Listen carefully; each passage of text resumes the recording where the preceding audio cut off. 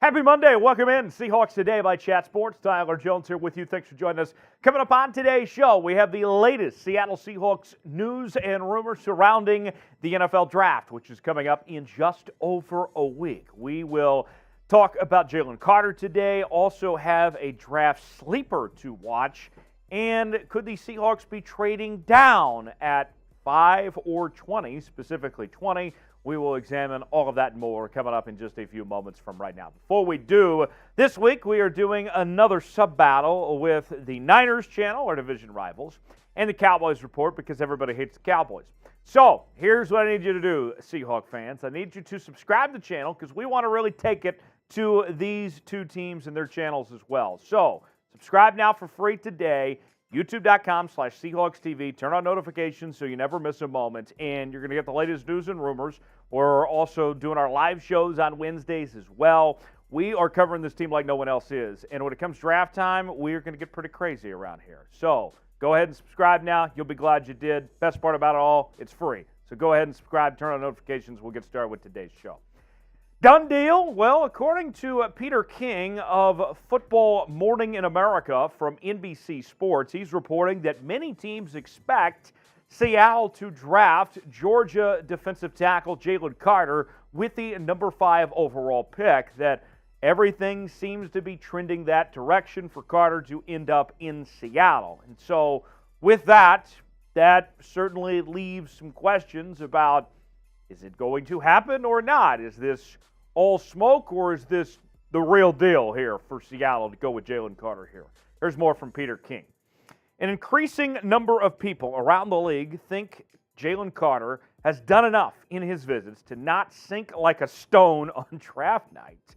It's become almost a cliche how many team officials think the Seahawks will take Carter with the 5th overall pick. And there's one point in there in particular that stands out to me, what Peter King says here, that the visits seem like that they've gone pretty well. Seattle, one of the teams that's visited him, that occurred last week, and there have been others. And of the rumblings of sorts within the last couple of days of these visits that have gone on, at least at this time, at the time of this recording, we have not heard of anything that has gone bad or wrong at these visits that would hurt Jalen Carter to see his stock go down. As Peter King talks about, there's nothing that we've seen to indicate that. And that's kind of the last box to check, right? We were saying, what did we tell you last week, that if the visit with the Seahawks went well, everything was kind of turning towards that direction for Seattle to take him at 5. Now, you look at the situation. He's projected by most mock drafts, whether it's ESPN or Pro Football Focus or whoever, almost everybody, the consensus is that Seattle will take Jalen Carter at 5 right now. He did have the misdemeanor reckless driving charge, but he won't be facing jail time. And he's not meeting with teams outside the top 10 of the draft meetings he's done so far at this point. He believes he's going to be a top 10 pick, and others seem to think so as well. So let's ask you now, is it a done deal? Is Jalen Carter headed to the Seattle Seahawks with that number 5 pick? Are we just playing the waiting game at this point? Or is there still some other factors involved here? Could the Seahawks surprise us? Could there be a trade?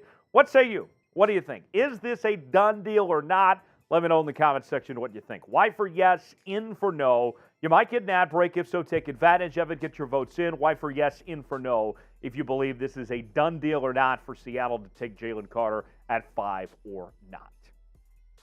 Trading down? Yes. That is a very strong possibility, according to CBS Sports, naming the Seahawks as one of the most likely teams to trade down in this draft. Now, you may be thinking, didn't we just talk about the number 5 pick being a done deal? Well, the 5, I think, is not the big area of focus here. More so the 20 seems to be the pick that's talked about as being likely to trade down of sorts. This is what CBS Sports had to say in this scenario for the Seahawks here. At number 20, John Schneider will have some options, but I'm also keeping an eye at number 5 overall. Sure, the top 4 quarterbacks could be off the board at this point, but what if they aren't? One quarterback-needy team could be aggressive and contact Seattle. With 10 total picks, I think the Seahawks could be candidates to trade up or down later this month. You look at the Seahawks draft picks, where things stand. They hold the number 5 pick, and then you got that 20 pick. But don't forget about 37 as well. And 37 is where things get interesting of sorts, because if you're the Seahawks, let's say that you want to shift down from 20, then maybe you can turn 37 into a first-round pick of sorts. There's some flexibility that you have here. The Seahawks have a lot of options, a lot of variables that they could do when it comes to this draft of some of the moves that they can make, the flexibility here depending on how the board may go of what the Seahawks could do with these potential trade options. It's like onions, right? There's layers. What was it that Shrek said? Something about the onions having layers? That's what the Seahawks have with their draft picks, is that they have a few different layers to their disposal to try to figure out when it comes to this draft as they head into the draft coming up next Thursday night. Speaking of the draft, more on this and the trade down scenarios here in just a second. Before we do, though, draft hats are on sale now. You can still get yours in time for the draft next week. And we have the flat bill version. We have the baseball cap style. We have it in blue. We have it in white as well. Whatever you are feeling, we have plenty of Seahawks draft hats just for you. And whether you're going to a draft party or you're just hanging out at home, whatever it may be, now's your chance to get the same exact draft hats that future members of the Seattle Seahawks are going to be wearing on draft night. And so when you're hanging out with your buddies and you're talking about the draft, whatever it may be, you can show up and say, hey, I got the hat that maybe Jalen Carter is going to be wearing, or some of these other guys that we've been talking about here. This is a pretty cool deal, so you can stand out among the rest of the crowd and represent your favorite team at the same time. What are you waiting for? Get yours today. Chatsports.com/Seahawks Draft to get a draft hat on sale now while supplies last for a limited time. Chatsports.com/Seahawks Draft. Now, here's what I think is a big key when it comes to the draft and the potential possibility of trading down. You look at the first tier of players in this draft, those top 10 caliber players. That's the elite group, right? But then you get into the next tier. When we're looking at picks 11 to about 45 or 50, I don't think that there's a huge gap there in that next tier of talent. I think that is a big key in all this when it comes to trading down, especially at that number 20 pick, is that the player that you get, let's just throw a number out there, let's say 28 as opposed to 20, I don't think is going to have a significant drop-off compared talent-wise, if any at all, of the players that are available there. So that makes things more intriguing for a potential trade-down scenario if you're the Seattle Seahawks, especially with that 20th pick we've talked about. I think whatever you need to do, Seattle would prefer to stay at 5 unless you get some type of offer you just can't refuse and the quarterbacks, get a little wonky when it comes to this draft. But when it comes to 20, that's when I'm really interested in a potential trade-down situation there. Bill Barnwell of ESPN talked about this possibility within the last couple of weeks, and I thought Barnwell made an interesting point here.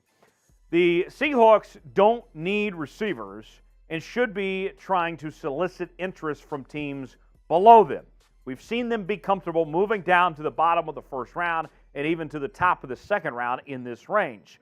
So I'm not sure they typically see much difference between the players in the 20s and the ones available 10 or 15 picks later. So Bill agrees with what I'm saying here. The receiver element, I think you need receivers, but not necessarily priority right away. Obviously, you need a number 3 receiver, but you don't have to do that right away. More on that potentially coming up later in the show, of who we'll talk about next. But I want to know this. Should the Seahawks trade down from the number 20 overall pick? What say you? Tell me in the comment section. Type T for trade, type S for stay. What do you think about that 20th selection? Should Seattle trade down or not? Tell me in the comment section. T for trade, S for stay. What are you feeling the Seahawks should do with that pick? Let me know in the comment section below.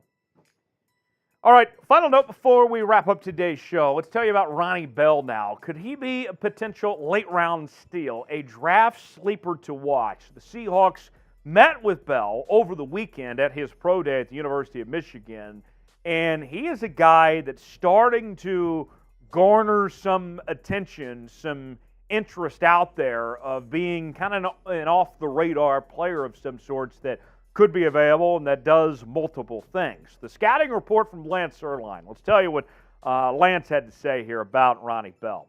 The tape shows some incredible near catches at challenging angles.